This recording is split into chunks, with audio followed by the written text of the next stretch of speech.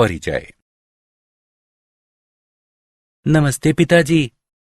माँ ने मुझसे ये गोली आपको देने के लिए कहा और इसे लेने के बाद आप बेहतर महसूस करेंगे। ठीक है, लाओ इसे मुझे दे दो। पिताजी, यह गोली आपके स्वास्थ्य को किस प्रकार प्रभावित करती है? ये गोली मेरे शरीर को ताकत देती है और इसे खाने से मैं ठीक हो जाऊंगा। पिताजी, यह गोली किस चीज की बनी है? रोहित, ये संपूरक गोलियां हैं और इस गोली में लैक्टिक बैक्टीरिया यानी जीवाणु का प्रयोग किया गया है जो मेरे शरीर को ताकत देता है। पिताजी, बैक्टीरिया क्या है? बेटा, ये एकल कोशिकीय सूक्ष्मजीव हैं। वे हर जगह मौजूद हैं, जैसे कि हमारे भोजन में और वायु में आदि। वाह, ये तो काफी रोचक है पिताजी। क्या तुम और अधिक जानना चाहते हो? हाँ पिताजी। इस पाठ में आप जानेंगे कि सूक्ष्मजीव मानव जीवन में किस प्रकार सहायक हैं। उद्देश्य। इस पाठ के अंत में आप निम्न करने में सक्षम हो जाएंगे। व्याख्या करना कि सूक्ष्मजीव हर जगह उपस्थित हैं। औद्योगिक स्तर पर सूक्ष्म जीवों से प्राप्त उत्पादों की व्याख्या करना। सूक्ष्म जीवों की सहायता से वाहित मल उपचार की व्याख्या करना। सूक्ष्म जीवों की सहायता से बायोगैस के उत्पादन की व्याख्या करना। जैव नियंत्रण कारकों के रूप में सूक्ष्म जीवों को जानना और जैव उर्वरकों के रूप में सूक्ष्म जीवों को समझना। घरेलू उत्पादों में सूक्ष्म जीव। सूक्ष्म जीव बहुत छोटे जीव होते हैं। वे इतने सूक्ष्म होते हैं कि बिना किसी सूक्ष्मदर्शी के दिखाई नहीं देते, जबकि उनकी पृथ्वी पर अधिकता है। वे हर जगह रहते हैं, वायु, मृदा, चट्टान और जल में। ये सूक्ष्म जीव पादपों और जंतुओं के साथ साथ मानव शरीर में भी पाए जाते हैं। कुछ सूक्ष्म जीव मानवों, पादपों और जंतुओं में रोग फैलाते हैं, जबकि कुछ अन्य एक स्वस्थ जीवन के लिए आवश्यक हैं और हम उनके बिना जीवित नहीं रह सकते। अधिकांश सूक्ष्म जीव 4 प्रमुख समूहों में से किसी न किसी एक से संबंधित होते हैं: जीवाणु, विषाणु, कवक या प्रोटोजोआ। कई ऐसे भोज्य पदार्थ हैं जिन्हें सूक्ष्म जीवों द्वारा बनाया जाता है। उदाहरण के लिए, खट्टी गोभी का उत्पादन कटी हुई गोभी के भीतर ल्यूकोनोस्टॉक और लैक्टोबैसिलस स्पीशीज द्वारा किया जाता है। अचार बनाने के लिए खीरों को इन्हीं सूक्ष्म जीवों द्वारा किण्वित किया जाता है। औद्योगिक उत्पादों में सूक्ष्म जीव। उद्योगों में सूक्ष्म जीवों का उपयोग पेयों, प्रतिजैविकों और अन्य उत्पादों का उत्पादन करने में होता है। औद्योगिक पैमाने पर हमें बहुत अधिक संख्या में सूक्ष्म जीवों की जरूरत होती है, इसलिए उन्हें बड़े पात्रों में पैदा किया जाता है, जिन्हें फर्मेंटर या किण्वक कहते हैं। किण्वित पेय। यीस्ट, स्केरोमाइसीज, सेरेबेसी सभी अल्कोहलीय पेयों के लिए आवश्यक हैं। ये एक जीवित चीज है। आपके किण्विक पात्र में अरबों कोशिकाएं, सभी भूखे सूक्ष्म जीव जो शर्करा को कार्बन डाइऑक्साइड और अल्कोहल में बदल देते हैं। यीस्ट के अलग अलग प्रकार भिन्न भिन्न उत्पाद बनाते हैं, जैसे कि वाइन, बियर, विस्की आदि। प्रतिजैविक यानी एंटीबायोटिक। पहले प्रतिजैविक पेनिसिलिन की खोज अलेक्जेंडर फ्लेमिंग ने की थी। प्रतिजैविक एक ऐसी दवा है जो जीवाणु को मारती है या इसकी वृद्धि को कम करती है। प्रतिजैविक प्रति सूक्ष्म जीवियों की एक श्रेणी है, एक बड़ा समूह जिसमें प्रति विषाणु, प्रति कवक और प्रति परजीवी दवाएं शामिल हैं। वे परपोषी के लिए अपेक्षाकृत हानि रहित हैं और इसलिए संक्रमण के उपचार हेतु उनका उपयोग किया जा सकता है। पेनिसिलिन की क्रियाविधि।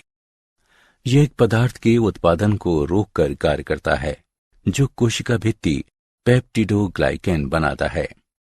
इसका अर्थ है कि कोशिका विभाजित हुए या नई कोशिका भित्ति को विकसित किए बिना ही निरंतर रूप से वृद्धि करेगी। इसलिए भित्ति दुर्बल हो जाएगी और फलस्वरूप टूट जाएगी।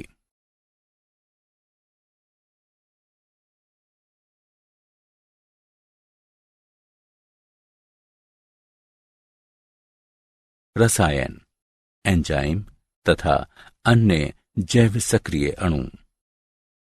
निम्नांकित तालिका कार्बनिक अम्लों और उनका उत्पादन करने वाले सूक्ष्म जीवों की एक सूची प्रदान करती है। एंजाइमों का उत्पादन सूक्ष्म जीवों लाइपेज, प्रोटीएजेज और पैक्टिनेजेज की सहायता से होता है। लाइपेज एक ऐसा एंजाइम है जो भोजन की वसाओं को तोड़ने में प्रयुक्त होता है ताकि उन्हें आंतों द्वारा अवशोषित किया जा सके। प्रोटीएजेज का आशय एंजाइमों के उस समूह से है जिसका उत्प्रेरकीय कार्य प्रोटीनों के पेप्टाइड बंधों को तोड़ना है। पैक्टिनेजेज एंजाइमों का एक ऐसा संग्रह है जो पैक्टिनों को तोड़ने में समर्थ है। पैक्टिन एक ऐसा पदार्थ है जो पादप कोशिकाओं की कोशिका भित्ति को बनाए रखता है। जैव सक्रिय अणु। एक जैव सक्रिय अणु साइक्लोस्पोरिन ए एक शक्तिशाली प्रतिरक्षा निरोधक कारक है। माइलोटॉक्सिटी की जिसकी कमी इसे नॉन स्टेरॉयडल दवाओं में अनूठा बनाती है, प्रतिरक्षा निरोधन के लिए वर्तमान में जो दी जाती है। इसका उत्पादन ट्राइकोडर्मा पॉलिस्पोरम कवक द्वारा किया जा सकता है। मूल्यांकन। आगे बढ़ने से पहले आइए देखें कि आपने कितना सीखा। निम्न का मिलान करें।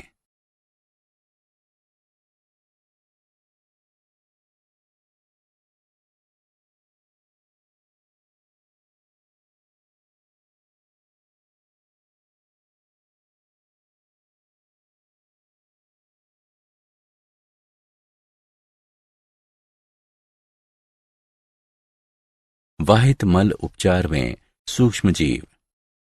नगरीय व्यर्थ जल को वाहित मल कहते हैं, जिसमें बड़ी मात्रा में कार्बनिक द्रव्य तथा सूक्ष्म जीव होते हैं, जिनमें से कई रोगजनक होते हैं और कुछ परपोषित होते हैं। प्रदूषण के बोझ को कम करने के लिए वाहित मल को जलाशयों में विसर्जित करने से पहले इसका वाहित मल उपचार संयंत्रों में उपचार किया जाता है। उपचार में निम्न 2 चरण शामिल हैं। प्राथमिक उपचार।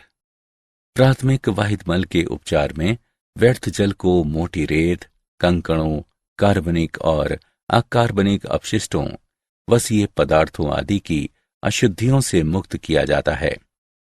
नगरीय व्यर्थ जल में बड़ी बड़ी वस्तुएं होती हैं, जैसे फटे पुराने कपड़े, डिब्बे, टिन आदि, जिन्हें स्क्रीन द्वारा हटा दिया जाता है। यह आवश्यक है क्योंकि इन वस्तुओं की उपस्थिति में संयंत्र के संवेदनशील भागों को नुकसान पहुंच सकता है। स्क्रीन के बाद एक ग्रिड चैम्बर होता है, जिसका उपयोग रेत तथा अन्य भारी अकार्बनिकों को अलग करने के लिए किया जाता है। इस प्रकार ग्रिड चैम्बर में इकट्ठा की गई सामग्री को निपटान के लिए एकत्र कर उसे थैलों में भर दिया जाता है। कुछ संयंत्र अवसादन चरण का उपयोग करते हैं, जिसमें वाहित मल को बड़े बड़े टैंकों से गुजारा जाता है, जिन्हें प्राथमिक विशुद्धक या प्राथमिक अवसादन टैंक कहते हैं। इन टैंकों में तैरते हुए सामग्री को अलग किया जाता है तथा सजातीय द्रव जैविक उपचार के लिए तैयार रहता है, जबकि स्लज को अलग से उपचार द्वारा हटाया जाता है। इसके बाद प्राथमिक अवसादन टैंकों से प्राप्त बहिस्राव को द्वितीयक उपचार के लिए ले जाया जाता है। द्वितीयक उपचार या जैव उपचार। वाहित मल की जैविक सामग्री जैसे मानवीय अपशिष्ट, भोजन अपशिष्ट, साबुनों और डिटर्जेंट को अलग करने के लिए द्वितीयक वाहित मल जल उपचार विधि वायवीय जैव प्रक्रियाओं का उपयोग करती है। इस विधि में जीवाणु और प्रोटोजोआ प्राकृतिक रूप से सड़ने योग्य विलय कार्बनिक अशुद्धियों को जीवाणु झुंड में बदल देते हैं। इससे बहिस्राव की बीओडी यानी बायोकेमिकल ऑक्सीजन डिमांड घटती है। बीओडी का आशय ऑक्सीजन की उस मात्रा से है जिसकी वायुवीय सूक्ष्म जीवों को जल के एक नमूने में कार्बनिक द्रव्य को बायोगैस के उत्पादन में सूक्ष्म जीव बायोगैस गैसों, जिसमें मुख्यतः मीथेन शामिल है, का एक मिश्रण है जिसका उत्पादन सूक्ष्म जीवीय गतिविधि द्वारा किया जाता है और जिसका उपयोग ईंधन के रूप में किया जाता है। गोबर बायोगैस का प्रमुख स्रोत है क्योंकि गोबर में जीवाणुओं की संभावना दूसरों की तुलना में अधिक होती है। मीथेनोबैक्टीरियम, ये वो जीवाणु हैं जो पशुओं के रूमेन यानी उदर के एक भाग में पाए जाते हैं। रूमेन गाय के पाचन तंत्र का सबसे महत्वपूर्ण भाग है क्योंकि मीथेनोबैक्टीरियम इसे दूसरे पशुओं से अलग करता है। हम मीथेनोबैक्टीरियम की उपस्थिति के कारण बायोगैस निर्माण में पशुओं के मल का प्रयोग करते हैं। मीथेनोबैक्टीरियम मीथेन गैस का निर्माण करते हैं जो अत्यधिक ज्वलनशील होती है। ग्रामीण क्षेत्रों में हम बायोगैस संयंत्र देख सकते हैं। ये जीवाणु बायो अपशिष्ट को उपयोगी खाद में भी बदल सकता है। बायोगैस संयंत्र एक ईंट और सीमेंट की अवसंरचना होती है जिसमें निम्न 5 भाग होते हैं: मिश्रण टैंक, निवेश कक्ष, डाइजेस्टर, निर्गत कक्ष और ओवरफ्लो टैंक।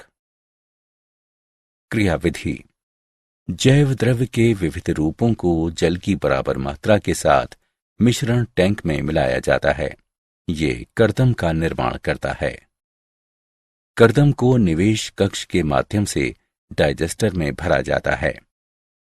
जब डाइजेस्टर आंशिक रूप से कर्दम द्वारा भर जाता है तो कर्दम को भरना रोककर संयंत्र को लगभग 2 माह के लिए अप्रयुक्त छोड़ दिया जाता है। इन 2 माह के दौरान कर्दम में उपस्थित अवायवीय जीवाणु जल की उपस्थिति में जैव द्रव्य को अपघटित या किण्वित करते हैं। अवायवीय किण्वन के फलस्वरूप बायोगैस का निर्माण होता है जो डाइजेस्टर के गुंबद में एकत्र होने लगती है। जब अत्यधिक बायोगैस जमा हो जाती है तो बायोगैस बलों द्वारा आरोपित दाब से प्रयुक्त कर्दम निर्गत कक्ष में चली जाती है। निर्गत कक्ष से प्रयुक्त कर्दम ओवरफ्लो टैंक में पहुंचती है। प्रयुक्त कर्दम को मानवीय तरीके से ओवरफ्लो टैंक से निकाल लिया जाता है और इसका उपयोग पादपों के लिए खाद के रूप में किया जाता है। जब भी बायोगैस की आपूर्ति की जरूरत होती है,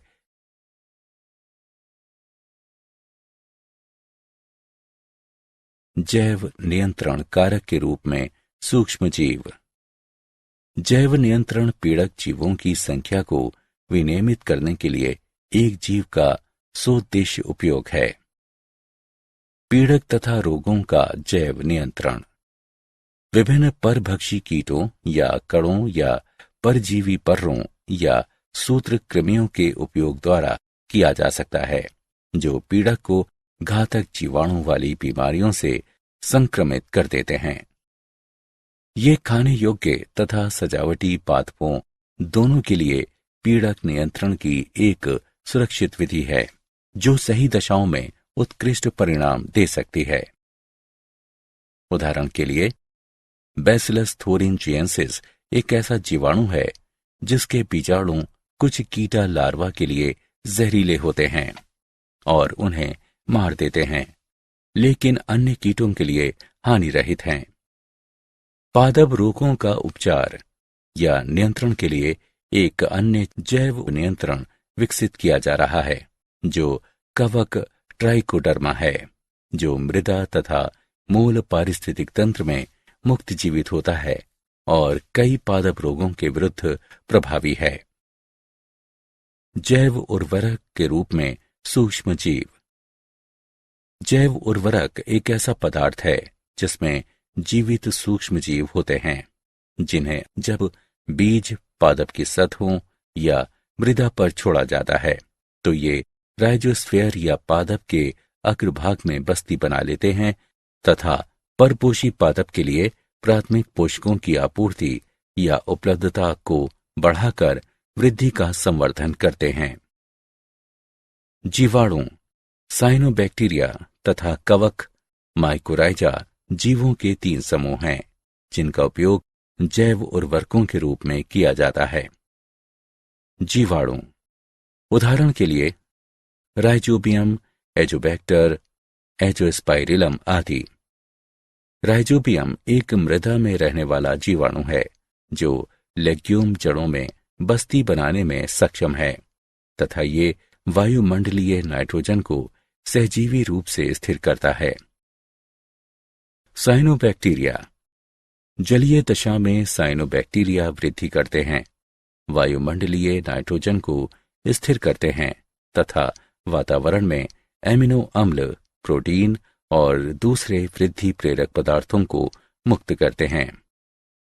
साइनोबैक्टीरिया के उदाहरण साइटोनेमा, नील हरित शैवाल, माइक्रोसिस्टेस आदि। कवक या माइकोराइजा। माइकोराइजा कवक के समूह होते हैं जो पादपों की जड़ों में वृद्धि करते हैं। वास्तव में ऐसे नवोद्भिद जिनमें माइकोराइजा वाले कवक होते हैं पौधारोपण के बाद अपनी जड़ों पर बेहतर तरीके से वृद्धि करते हैं और तेजी से बढ़ते हैं। कवकीय सहजीवी पादप से आश्रय और भोजन प्राप्त करते हैं, बदले में पादप कई प्रकार के लाभ अर्जित करता है, जैसे कि फास्फोरस, लवणता का अवशोषण और सूखे के प्रति सहनशीलता, जल संतुलन को बनाए रखना तथा कुल मिलाकर पादप में वृद्धि और विकास करना। क्या आप जानते हैं, अनुसंधानकर्ताओं ने मुहासों से छुटकारा दिलाने के लिए एक स्किन वायरस तैयार किया है। एक ऐसे वायरस का उपयोग करना जो प्राकृतिक रूप से उस जीवाणु को अपना आहार बनाता है जो कील मुहासे पैदा करते हैं। एक ऐसा टूल प्रदान करना है जो मुहासे के शारीरिक और मानसिक भय से निजात दिलाता है। सारांश।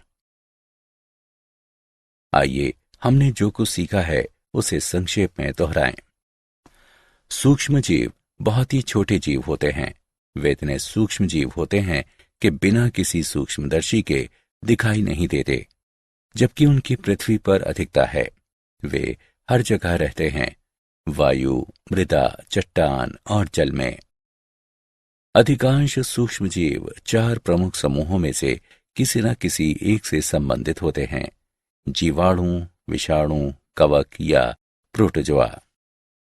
उद्योगों में सूक्ष्म जीवों का उपयोग पेयों, प्रतिजैविकों और अन्य उत्पादों का उत्पादन करने में होता है।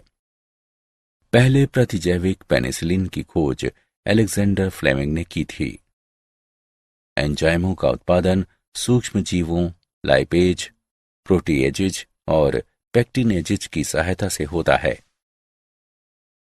वाहित मल के उपचार में प्रयुक्त सूक्ष्म जीव हैं। उपचार में 2 चरण शामिल हैं: प्राथमिक उपचार और द्वितीयक उपचार। बायोगैस गैसों का एक मिश्रण है जिसमें मुख्यतः मीथेन शामिल होती है, जिसका उत्पादन सूक्ष्म जीवीय गतिविधि द्वारा किया जाता है और जिसका उपयोग ईंधन के रूप में किया जा सकता है। बायोगैस का उत्पादन बायोगैस संयंत्र में किया जाता है। बायोगैस संयंत्र ईंट और सीमेंट की अवसंरचना होती है। इसमें निम्न 5 भाग होते हैं: मिश्रण टैंक, निवेश कक्ष, डाइजेस्टर, निर्गत कक्ष और ओवरफ्लो टैंक। जैव नियंत्रण पीड़क जीवों की संख्या को विनियमित करने के लिए एक जीव का सौद्देश्य उपयोग है।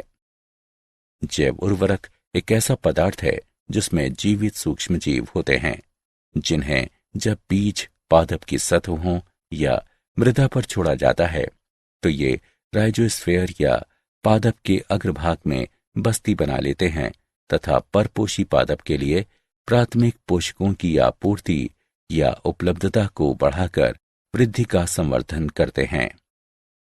जीवाणु, साइनोबैक्टीरिया तथा कवक यानी माइकोराइजा जीवों के 3 समूह हैं जिनका उपयोग जैव उर्वरकों के रूप में किया जाता है।